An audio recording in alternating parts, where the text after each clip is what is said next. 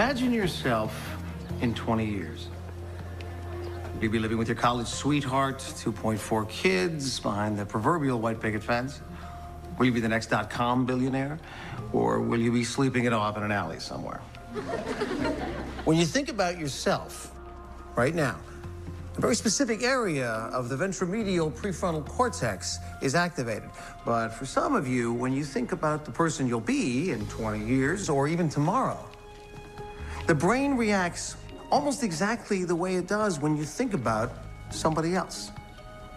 That could be a problem because people who think of their future selves as a different person aren't likely to buy insurance or save for retirement. Why bother?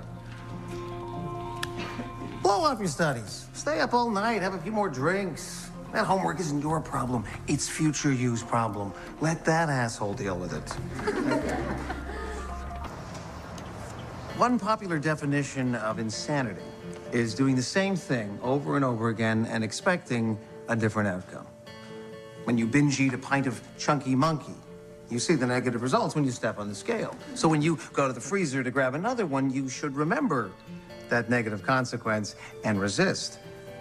But you don't. Why?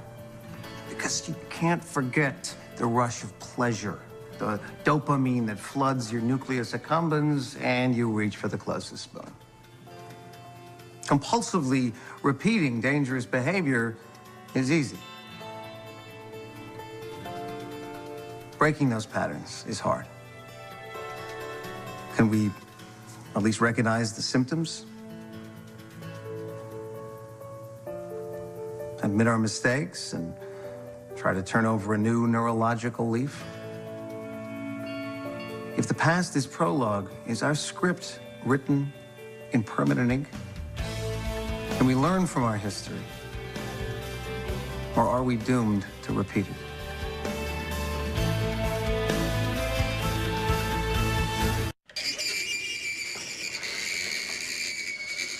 That's enough, Mr. Lewicki. Thank you. Now, why do nails on a chalkboard sound so horrible? It's just a sound wave, like any other. Vibrations of air tickling our eardrums turned into electric impulses in the cochlea and processed by the superior temporal gyrus. The study of how our brains interpret sound is called neuroacoustics. Now, what can it tell us about why we love some sound waves and hate others? One theory is that we dislike certain frequencies because they're close to the sounds made by a monkey's predators. Another says that we hate frequencies in the same range as a baby's cries, which might explain how I feel when I hear Mr. Lewicki singing along to his Michael Jackson records.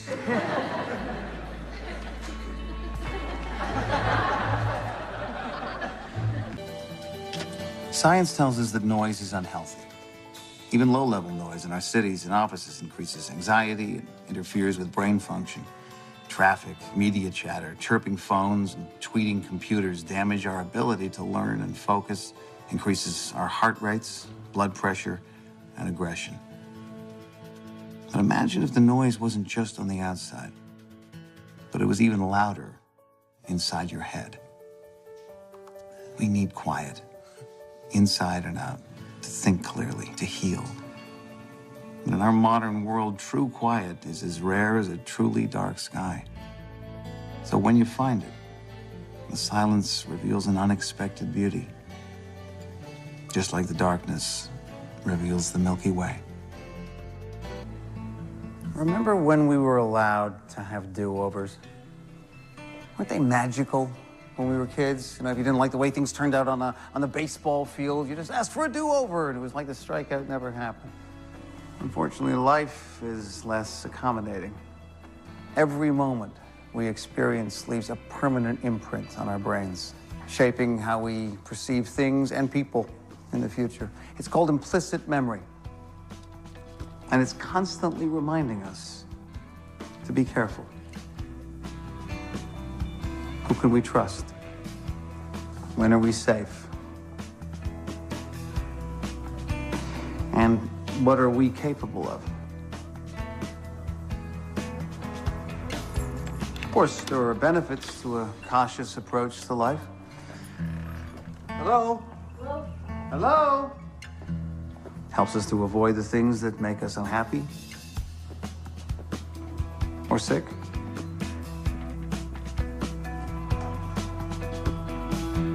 Or put us in danger.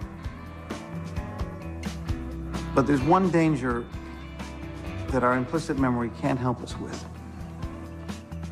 And that's the danger that our biases will prevent us from seeing things as they really are.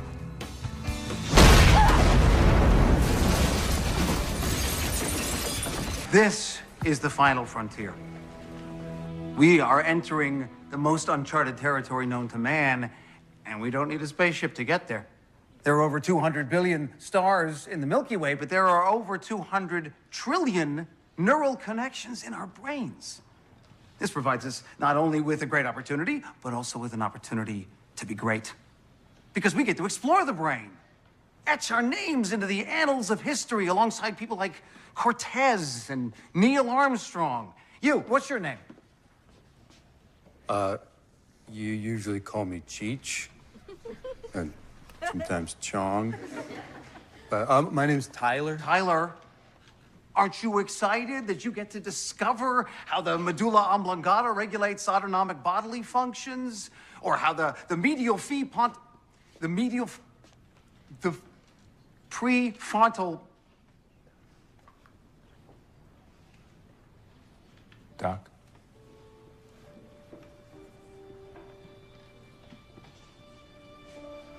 Why are we wasting such a beautiful day cooped up inside? Look out there. We should be out there exploring. Everybody go. Go on. Everybody go. Go. Spend the rest of the day engaging your brains. Go forth. Make bad decisions. Discover something.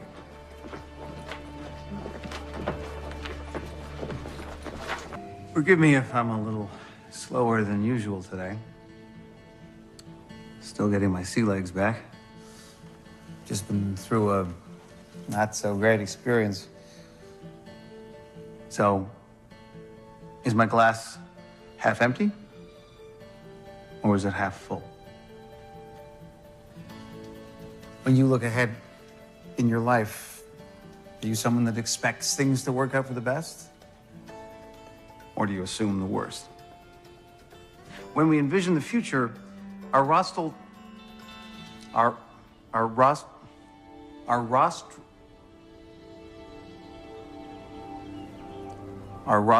anterior cingulate cortex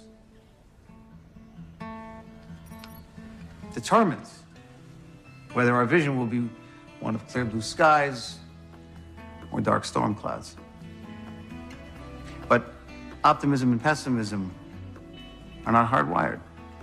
By using cognitive behavioral techniques, we can overcome our natural tendency toward doom and gloom. So what do we want to do? Want to dwell on the mistakes of the past? Pick at the scabs of every wound? Or can we make a fresh start?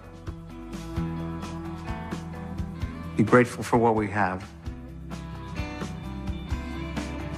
Cherish our relationships. Our lives are richer when we choose optimism. And if we do, we might just see that our glass is a little more full than we thought.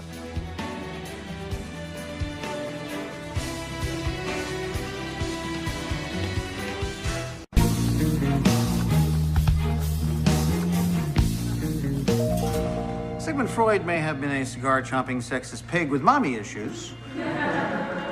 But when it comes to his theory of the unconscious, turns out he pretty much nailed it. The tools of modern neuroscience, functional brain imaging, and EEG support Freud's claim that consciousness is just the tip of the iceberg. Here's an iceberg. According to Herr Dr. Freud, the mind is divided into 3 levels. The conscious. The preconscious, submerged just below the surface, representing our memories, and the unconscious, where the id resides. You heard me. The id. Part of our personality that's primitive and instinctive. It wants what it wants, and it wants it right now. If the id were left unchecked, we might find ourselves grabbing things out of people's hands or acting out our kinkiest sexual fantasies in public. So, how do we stop our ids from ruining our lives? Each of us thinks that we're at the center of our own little universe. But the conscious mind is like a planet on the edge of a distant galaxy, far away from where all the cool stuff is happening. Just as stars are pulled by the gravity of objects yet to be discovered, so are we influenced by unconscious feelings and desires that drift just beyond our ability to perceive them. Now, occasionally, in our dreams, we act on these impulses, which is probably safer than doing it in the real world.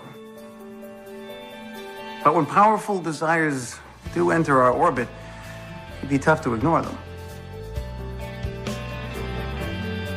Question is, should we always force these primal urges back into the darkness from whence they came? Or is it sometimes okay to be bad?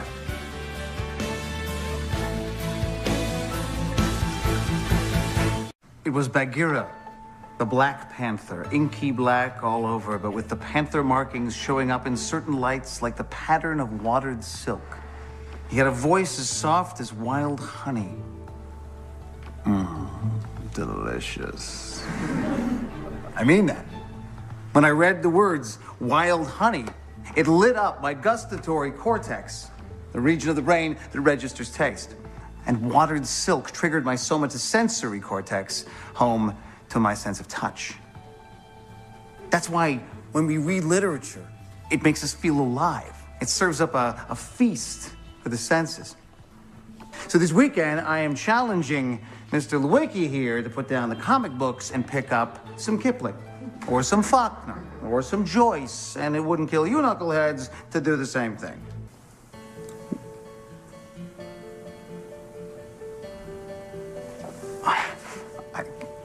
The poets tell us to listen to our heart. What a load of crap.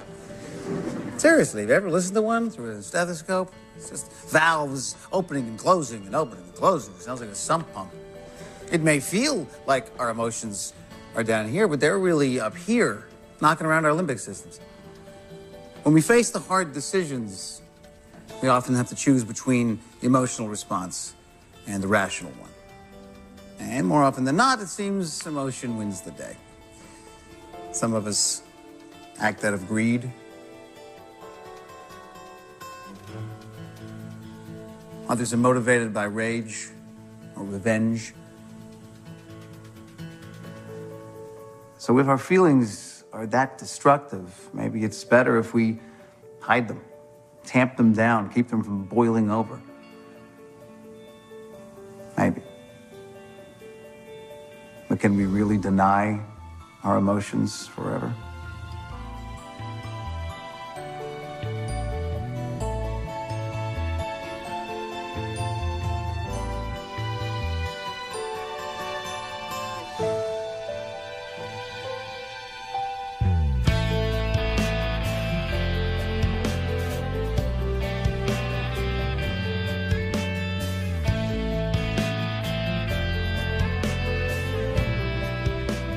Sooner or later, will they bubble to the surface and force us to act?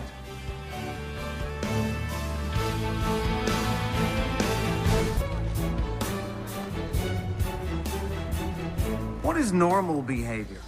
I mean, sometimes it's just a matter of common sense. If you wash your hands before dinner, you have good hygiene. You wash them 12 times in a row after touching a doorknob, that's obsessive-compulsive disorder. Of course, it's not always so easy to tell the difference. Hey,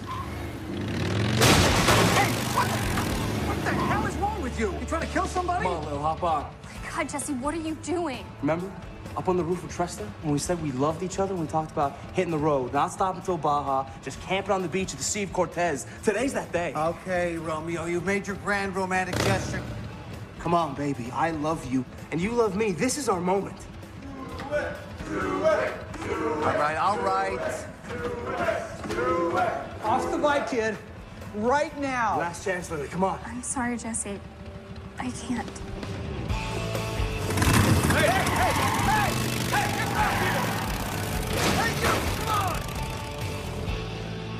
That is not normal behavior.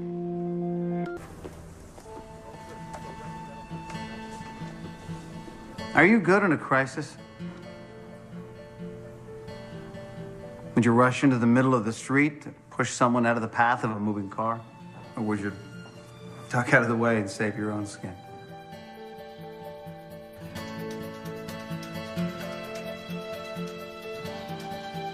When it comes to crises, it really does take a village. A team of neurological neighbors in your brain working together to avert disaster. Much like it sometimes requires a team of first responders to rescue somebody in a deadly predicament.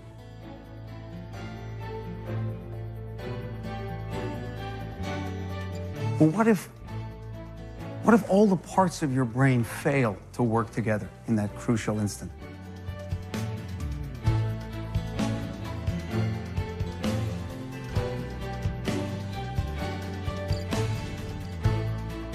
What if your limbic system and your dorsolateral prefrontal cortex betray each other at the moment of truth?